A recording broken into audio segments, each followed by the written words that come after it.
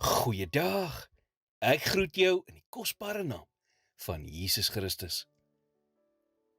Gaan jy tans deur 'n moeilike tyd in jou lewe?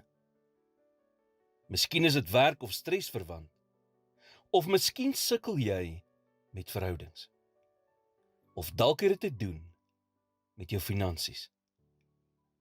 En maak nie saak hoe hard jy in enige van daardie areas probeer nie. Dit voel asof jy vasgevang is in 'n put, waaruit jy net nie kan kom nie. Besef vandag, dat hierdie probleem wat jy nou het, nie vir altyd sal aanhou nie. Dit sal uiteindelik ook tot 'n einde kom. Selfs al lyk dit nie so nie. Selfs al lyk dit asof God jou verlaat het hy nie. Hy is daar waar hy nog altyd was, reg langs jou.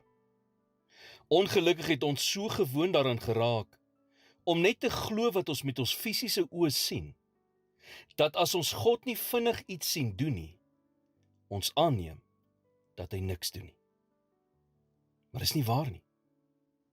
God is altyd besig om aan ons lewens te werk, en as ons dit begin glo, en ons hoop in hom hou, dan sal ons die bewyse van sy werk sien, op sy tyd en sy manier.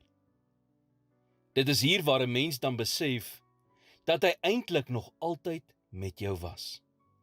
Dat hy eintlik nog altyd gedoen het, wat die beste vir jou en almal anders in die situasie was. Soms is dit moeilik, om God meer te vertrou, as dit wat jy nou met jou fisiese oë sien. Maar God is daar in alles. Tree vir tree lei hy en help hy jou om vorentoe te beweeg. So as jy vandag mismoedig is, stop net 'n paar keer deur jou dag en sê vir jouself, God is besig om te werk in my lewe en aan my probleem.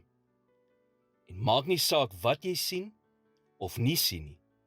Onthou dat God altyd teenwoordig is, selfs al kan jy hom nie sien nie. Soos Hebreërs 13 vers 5 sê, ek sal jou nooit begewe en jou nooit verlaat nie.